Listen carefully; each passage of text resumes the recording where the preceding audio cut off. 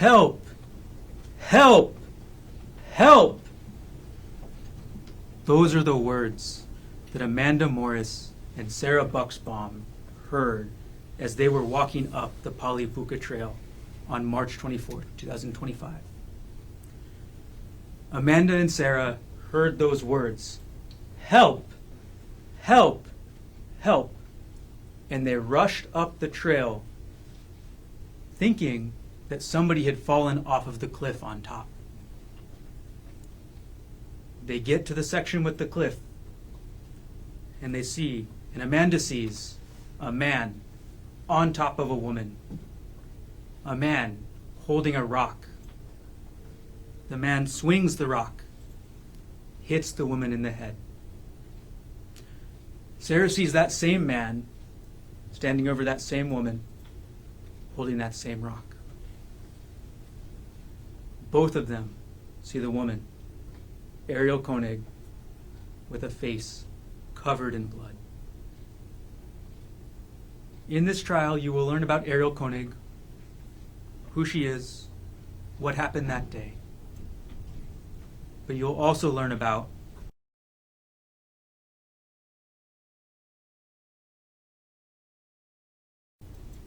the man holding the rock,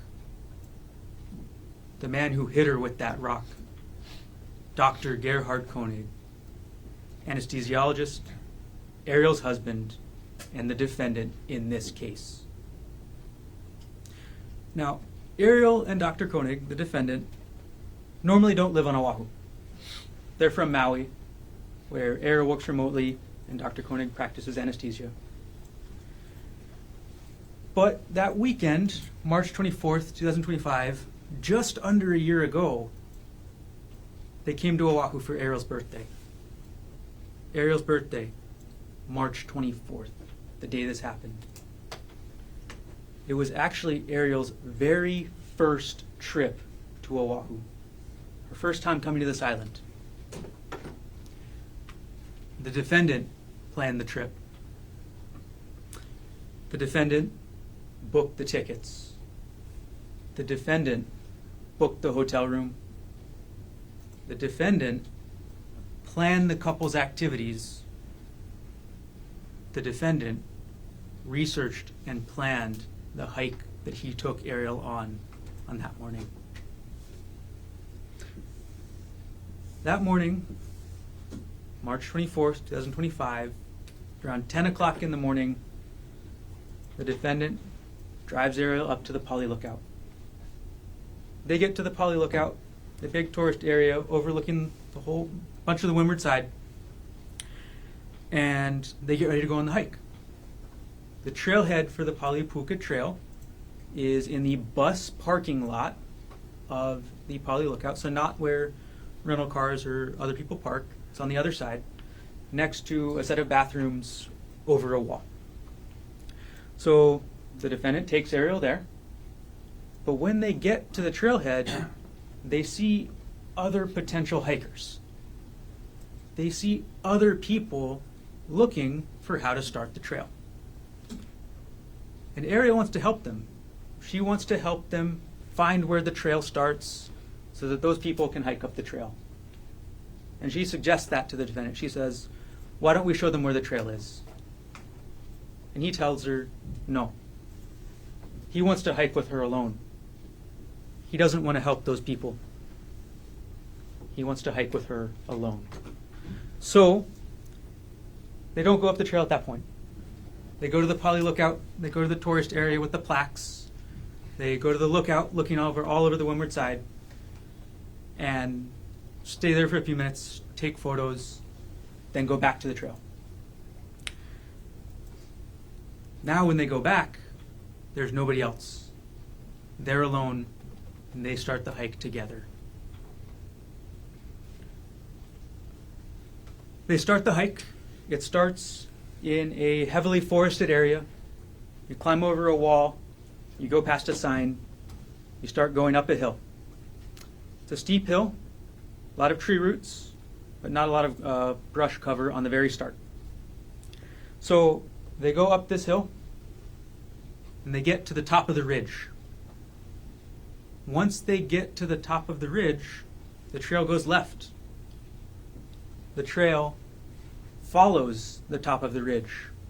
On one side, the town side, there's a steep hill covered in forest, heavy brush on the ground. But on the other side, the windward side of the trail, sheer cliff, a several 100-foot drop all the way to the bottom of the poly.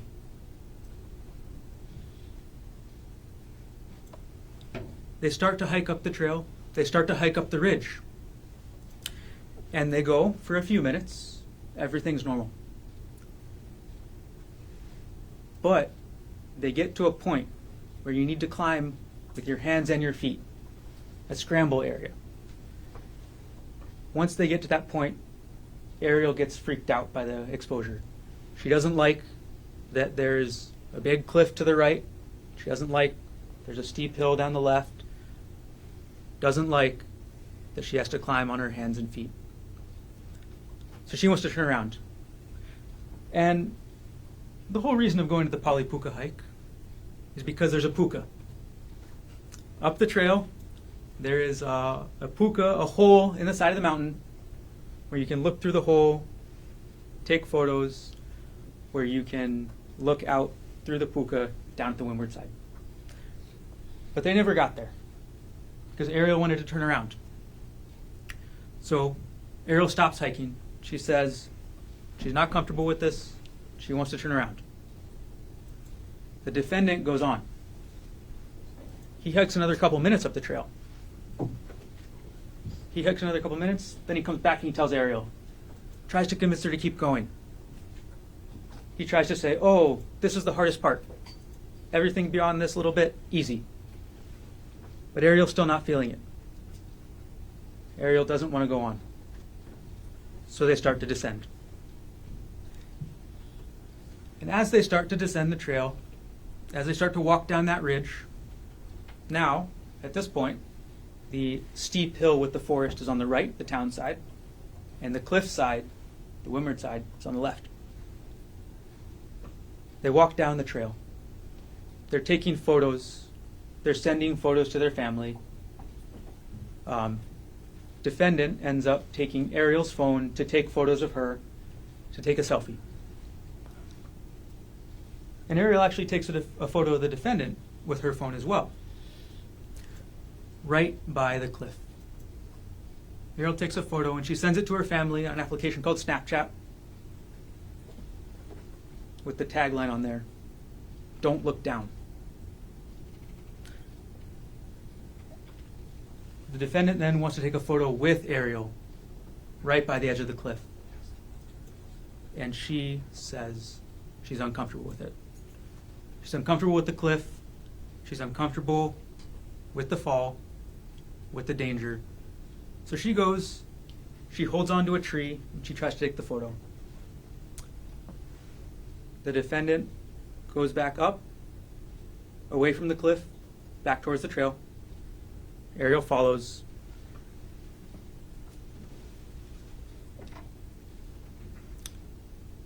And then as Ariel's moving down the trail to safely get by the defendant at this narrow spot with the cliff behind her,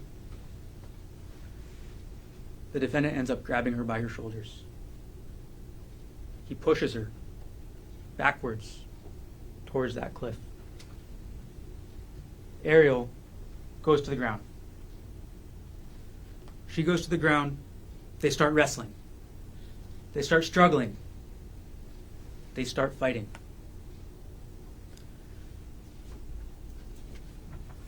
And in that fight, the defendant gains the advantage. The defendant gets on top of Ariel. The defendant is straddling Ariel over her waist, pinning her onto the ground. And Ariel's trying to fight back. She's trying to struggle. But she sees in the defendant's hand a syringe. She sees in the defendant's hand a syringe, and she tries to hit it away. She hits it. The syringe falls out the defendant's hand. And then she sees a vial in the same hand. As the defendant reaches into the backpack he had, reaching in there, trying to grab something, Ariel still struggles. She still tries to take that vial out of his hand. And they keep fighting. And at this time, the defendant has Ariel's phone. The defendant is holding on to Ariel's purse. The defendant is holding on to Ariel's wallet. Ariel pleads with the defendant. She talks about their children. She asks the defendant not to do this. She begs him not to do this. And the defendant says, "I'm sick of this shit." He's sick of this shit.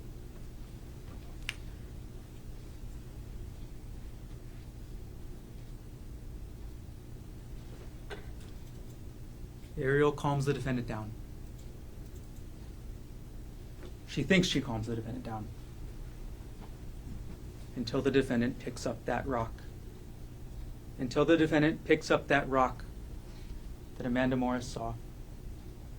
Until the defendant picks up that rock that Sarah Buxbaum saw. And just when she thought the defendant had calmed down, he starts to take that rock and bash her in the head multiple times. "Help! Help! Help!" is what Ariel says while the defendant is hitting her. And those cries were answered. Those cries were answered when Amanda Morris and Sarah Buxbaum arrived on the scene. The defendant stood up. Amanda again saw him hit Ariel. The defendant stands up. Ariel is able to scoot away. Ariel is able to get to Amanda and Sarah, and they're able to get Ariel safely down the rest of the trail. Once Ariel got to that safety of Amanda and Sarah, the defendant was left alone at the scene. Alone with Ariel's phone. Alone with Ariel's wallet. Alone with Ariel's purse. Alone with the syringe. And alone with the vial. All those items, Ariel's phone, purse, wallet, the syringe, the vial, those were never recovered.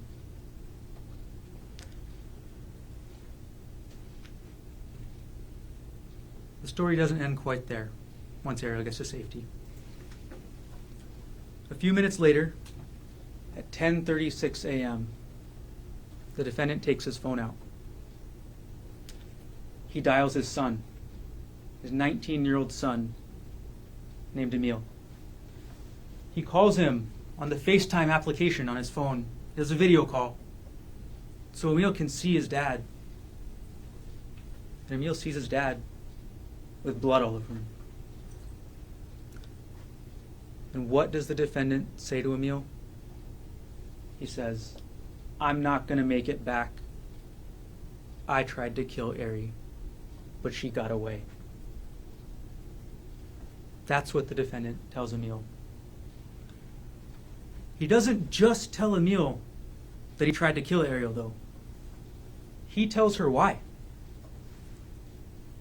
The defendant tells Emil, "She's been cheating on me for the last 3 months, or the last several months."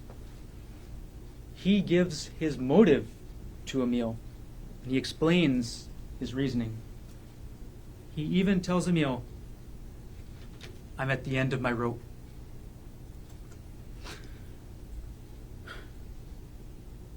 An hour later, the defendant calls Emil back. The first question the defendant asks him, "Emil, did you tell anybody?" And Emil says yes. Emil says, "I told Judy and Peter Mast, Ariel's mom, and stepdad. Now, how does the defendant respond? He says he's going to jump. Emil tells him not to, tries to convince him not to, and the defendant ends the phone call by saying, "I got to hang up so the police don't find me." That phone call was at around 11:40 a.m. That's the last anyone heard of the defendant for the next 6 to 7 hours.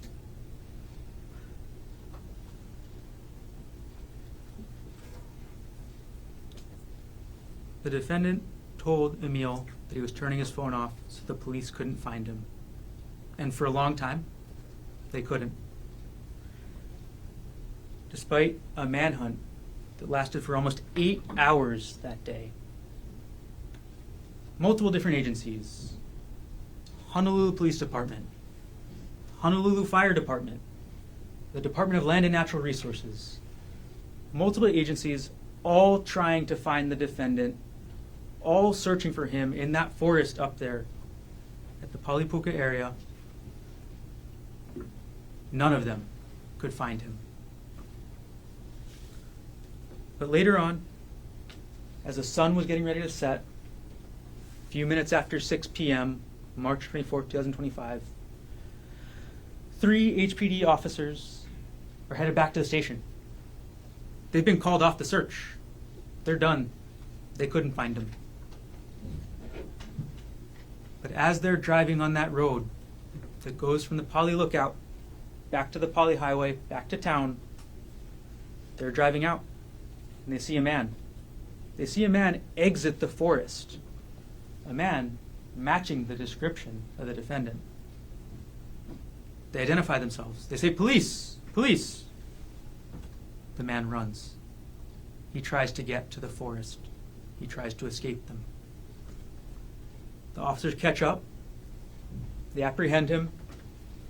They do use force to do so.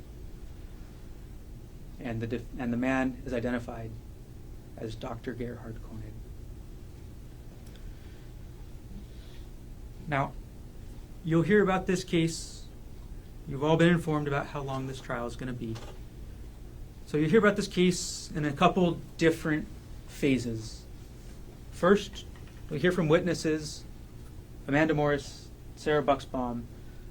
You'll hear what happened up at the Pali Lookout on March 24, 2025. You'll hear how the investigation proceeded. You'll hear from the HPD officers who responded. You'll hear from the DLNR officer who responded. You'll hear from the evidence specialists who went to the scene, who took photographs of the bloody patch on the ground, of the crushed plants, of the trail of blood. You'll see those photos.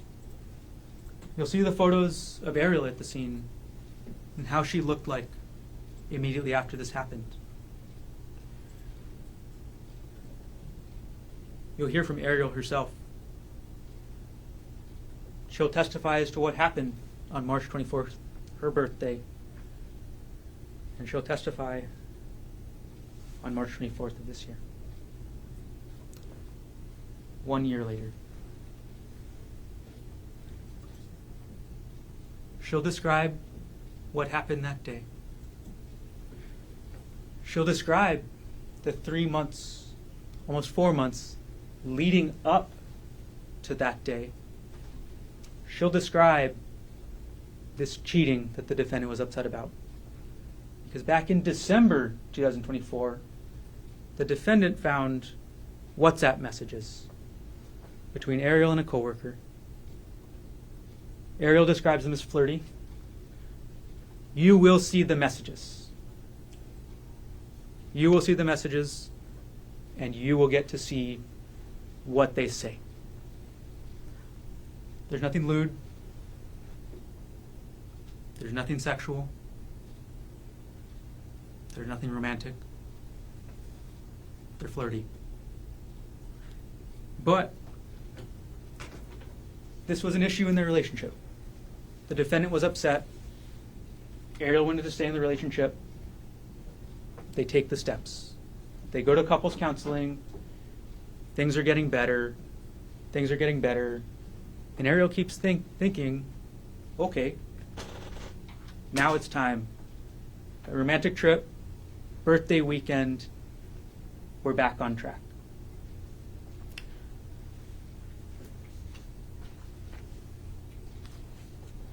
Lastly, Ariel will explain what happened after this incident. So after March 24th, what kind of injuries she had, what kind of effects they had on her.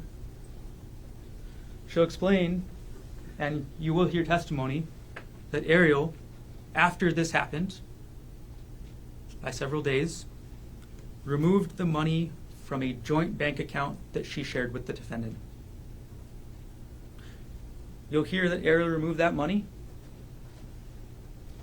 that she used it to pay the mortgage, that she used it to pay for the tuition for the children she shared with the defendant, that she used it to pay marital debt that they'd incurred, that she used it to pay the defendant's own credit card bills. So you'll see what Ariel did with that money. Okay. Beyond that, you'll hear scientific evidence in this case. There will be DNA testimony. All of the blood that was found on the trail was swabbed. All that blood was subjected to DNA testing. And all of that blood, through the DNA testing, shows an incredibly high likelihood ratio that supports it is Ariel's blood and only her blood. But not only the blood from the trail. Several different swabs from the defendant's clothes recovered from his person all will show Ariel's blood, and none will show his.